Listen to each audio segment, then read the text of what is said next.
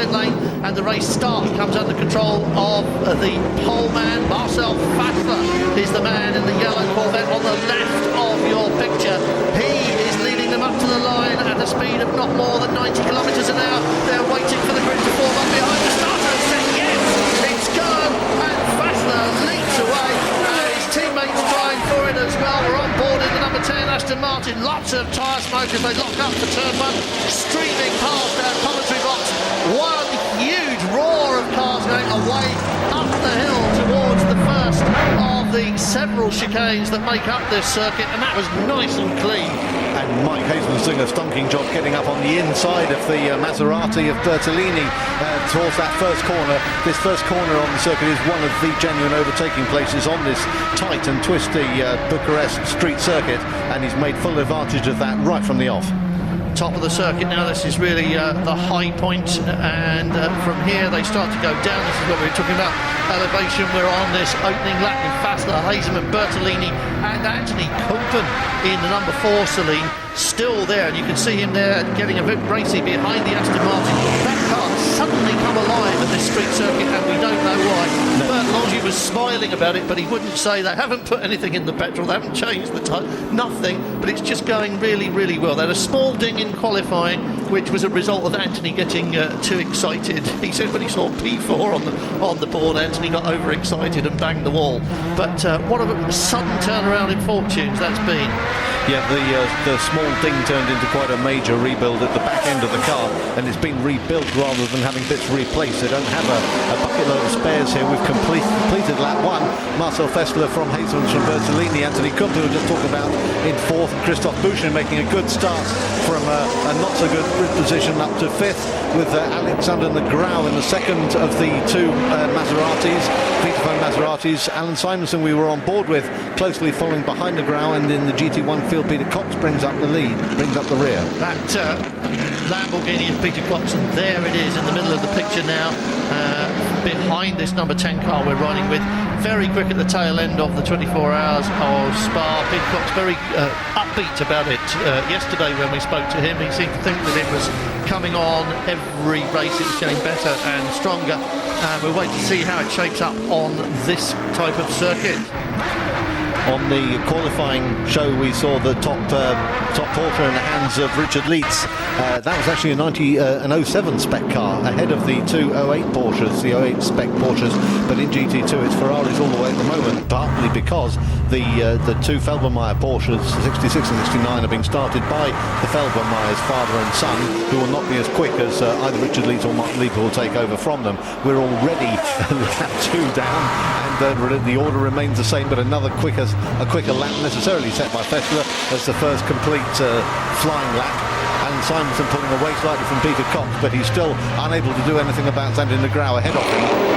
And what's happening here is that Christophe Boucher is going quite jumpy behind the number 4 Celine. As we said, Anthony Kumpen was riding very quickly down towards the inevitable wall. That great fight on here by Fabio Bobini in the Pirelli shod Scuderia Cost car behind, and a lot of the talk so far has been about AF Corsa in this class, and as you say, Richard, unusual if nothing else to see them getting jumped at the start, because Jimmy Brini certainly put in the quickest time in qualifying for the class. Well, they've got a lot of ballast, and as you said, Graham, they can't run at that speed, we don't think, for 1 hour. It's one thing to do it for a couple of laps, but it puts an awful lot of stress on the car. Brakes particularly might be suffering, so the ballast, the success ballast that 50 car is tugging around at the moment is counting against it. But for my money, Babini's just waiting for an opportunity to stitch up Rob Bell, and it's just a question of where and when, really. That Scuderia Cost car looks faster, its body language is far more aggressive. Rob Bell's got a job on his hands, keeping the man behind him. And talking of behind him, Mike Haseman in the number 6 Corvette was just beginning to creep up onto the back of Marcel Fassler, his teammate. Fassler has therefore responded by setting a lap in racing trim that would have put him 6th on the grid in qualifying. I think you could say there's a battle on even into Nissan within the team. This continuing battle in GT2, however, is the one we're focusing on at the moment, and just a little bit more daylight this time through for Rob Bell. And if anything, it's now Tony Wieland who's starting to put pressure on the man we're on board with, Andrew. This is Fabio Babini, rather, in the Scuderia Recos car. Up the hill into the sunshine, and the first of the series of little chicanes. There's two on the way up, there's a couple at the top, and then there's two on the way down. So it's a busy circuit, and that's the first of those little left-rights or right-lefts, depending on how you come at them. And you're right, because definitely now that number 50 is just closing up on Babini. And I think Fabio Babini, about American Grunt, it is the match at the Corvette coming out of that last corner, isn't it? Yes, if anything, the Celine is not as heavily built as the Corvette, if you like. The downside of that is what happens when you ding a wall, because bits fall off in a hurry. But the plus side is that you get that power down very quickly. Now going to look at Alan Simonson in the Gigawave Aston Martin, the only remaining Aston that's reminded this weekend, with the withdrawal, sadly, of the two Jet Alliance cars from this weekend's event.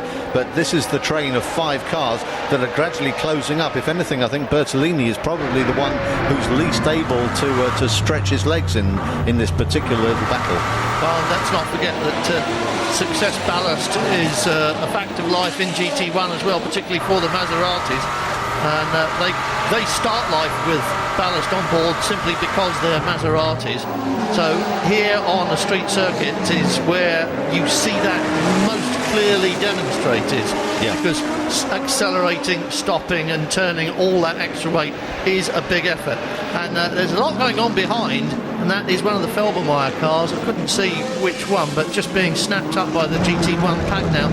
So at the tail end of the GT2 field, we have started the lappery, and that means this is about to become Come off as badly as they are. Let's see if he's going to do it again. Looking for the line, but it's not there. Kumpen's got it covered this time, and there is no way for Bouchou to do anything about it. Trying to put the power down, going up the hill, but the Celine's just there in front of it, and that is not going to be easy. Christophe Bouchou's got a puzzle to solve here, and I think in the end, the only way he's going to solve it is by being very, very inventive. And Anthony Kumpen has got to just keep watching his mirrors. Here comes that inventive move, and that was just as lovely as you like, wasn't it? Yep, that'll do very nicely. Nice clean move, and again, Kumpen just not quite defending the line in the way that he had been doing earlier on. You wonder if, and look at the way that Bouchou's now going to pull away as well. That's impressive. And looks as though Kumpen may have just not had a particularly good corner there. Maybe missed a gear something, because he's now coming under threat from the Maserati as well. And before long, it'll be Alan Simonson's turn to have a look at the back of the Celine as well. Well, you can see Bouchou's been released now by passing Anthony Kumpen, and they are, as you say, queuing up to get past. And I'm not sure if he's just been driving out of his skin for these last 15 minutes.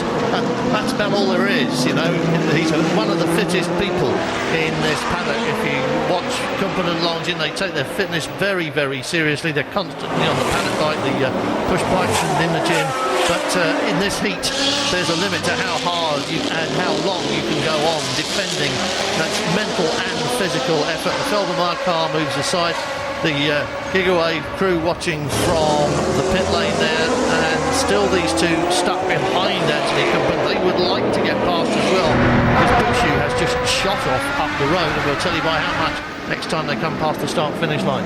Yeah, one of the reasons perhaps that Gigawave are a little way down the field further than we might have expected is they've lost a lot of track at this one. We've been to another street circuit other than Bucharest in FIA, but only once in the first full season in '97. The series went to Helsinki for a race, and a very different format of left and right sharp turns it was. And here we have much more flowing corners, interrupted by the staccato chicanes that have been put in. But it's not a point and squirt circuit. This is the slowest part as we go round by the pit lane entrance, and then you can see the Celine just easing away from the Maserati on the straight and giving Sandy Negral the problem. He's not close enough to do anything about it here. He closes up in the twisty bits. I think the Maserati is just maybe a little bit nimbler than the Celine, but when it comes to laying down grunt on the tarmac, the Celine has got the answer, hasn't it? Absolutely has, and one of the things we've yet really to discuss, and we'll need to shortly because time is marching on, is that pit stops are going to be absolutely crucial to the outcome of this race, and a lot of teams have spent a great deal of time toiling in the sunshine this afternoon, practicing pit stop, practicing tyre changes, because those are the things that if you're shaving tenths off as a driver, you then find you've lost 3 or 4 seconds on a shoddy pit stop, you're going to be frantic. And remember what we said.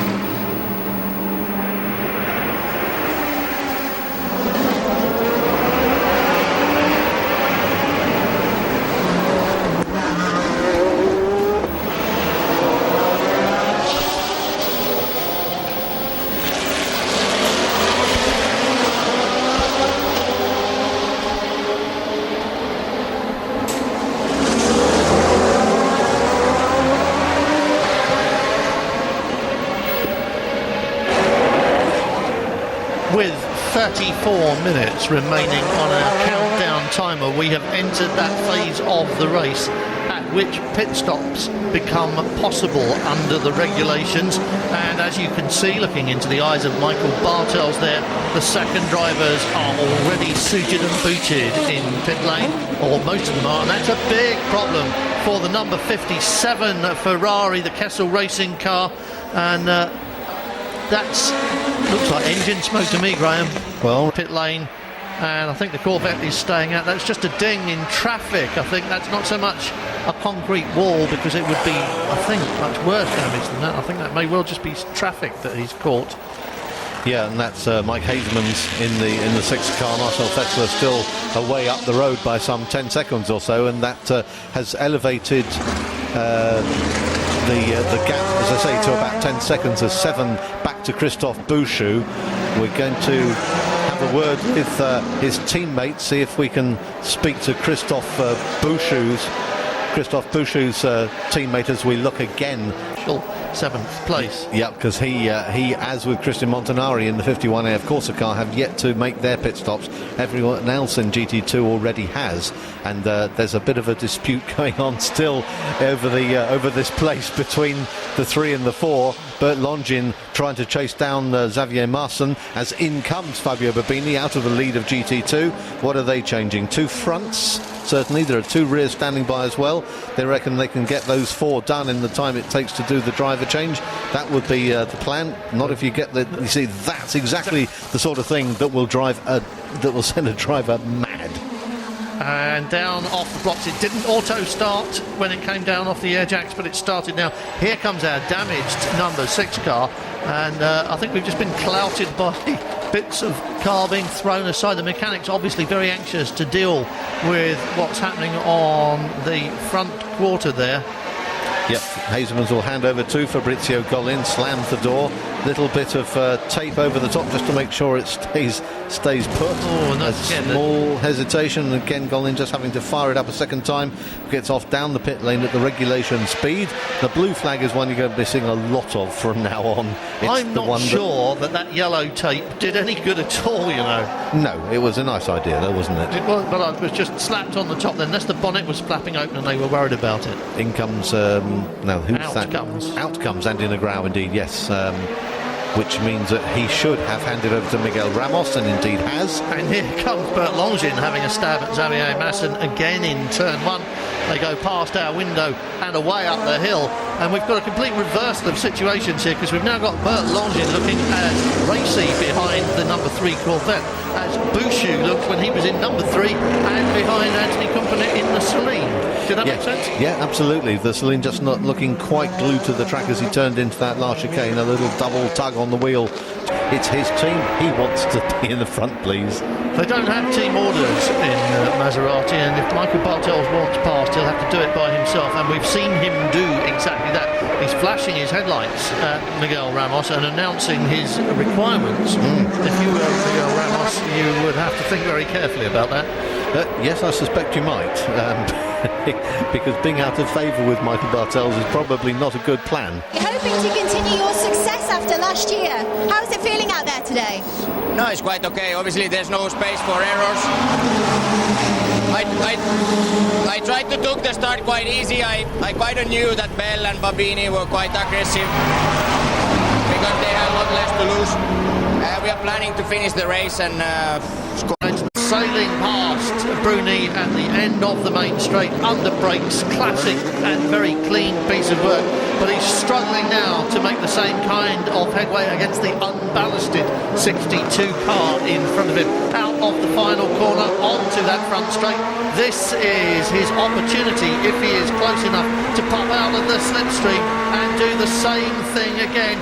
The CR Scuderia pits are busy watching, but there is no opportunity. Jamie Davis has got it covered. Kirkcaldy wasn't close enough. This could go all the way. We got 15 minutes of racing still to go. And these are going to be some very hot and bothered drivers when they get out of the car, whatever the end result is, because it is an absolute classic battle in GT2. These three cars nailed together, and the battle between the front two, allowing Jimmy Bruni the thought of getting back on terms with them, but he is going to struggle with the extra 100 odd kilos on board. Well, it's extra 75 versus these two other cars. It's really going to be a battle for him to get back on terms and be able to make a pass. But staying with them is pretty clever stuff on its own. Jamie Davis just making a little break away there. That's as much fresh air as has been between himself and Andrew Kirkcaldy in the past 5 minutes.